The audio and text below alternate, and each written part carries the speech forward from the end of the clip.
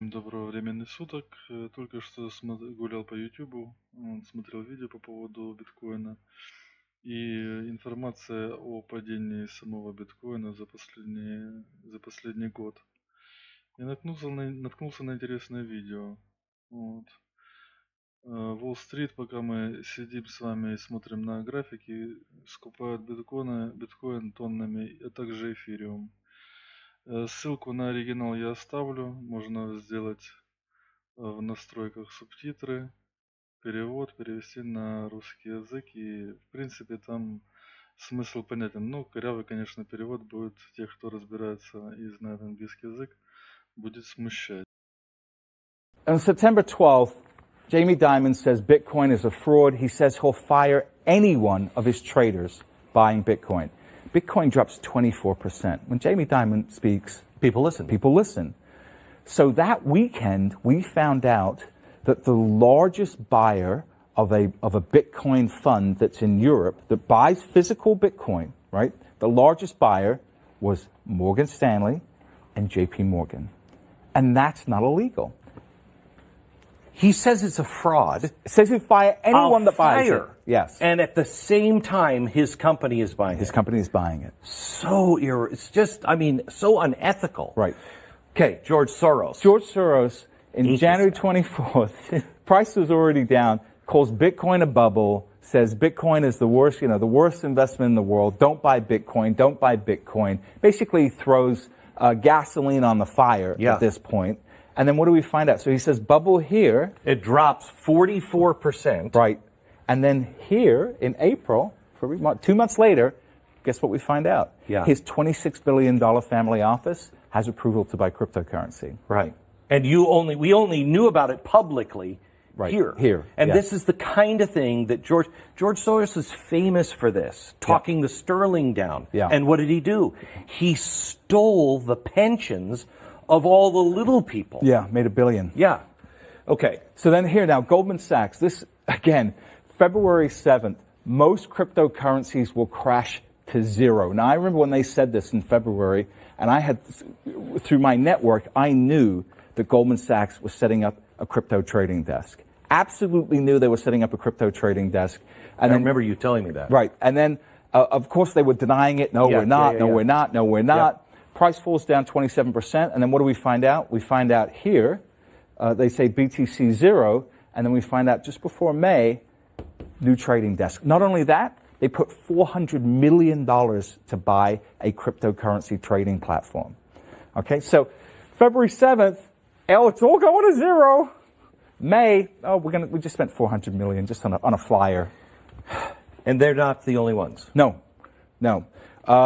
So you have a lot of institutions that are coming. You had Christine Lagarde from the IMF come out. And this was, what's funny about this, Glenn, is it was all around the same time. It was almost like I can't prove collusion, but, it walks like a duck, it quacks like a duck. And you know what? It's probably a duck. The people, they all hang out together, they all think alike. It doesn't have to be calling each other. Yeah. They know this game. Yes. So IMF, Christine Lagarde says in the first part of the year, says all central banks should band together against cryptocurrency. Right. Have you ever heard her say all banks should band together against illegal arms? No. Or illegal drugs? No. Or human trafficking? No. But this nascent asset class, we must all join arms against. What this did was play into people's heads that these guys are never going to let Bitcoin survive. Right. And so people thought, this is over. Selling. Yeah. So let me show you, can we show a chart of the 5 crashes? This is from, I think... Last year, right? Last year, yeah. Okay. Do we have that chart of the 5 crashes of Bitcoin? Right. It was 30%. Right. I think 4 of them were 30% and 1 was 40%. And this is, here it is. Explain this chart. Those are Amazon crashes. So these are Amazon. Do you have Bitcoin? Yeah, we need the Bitcoin chart.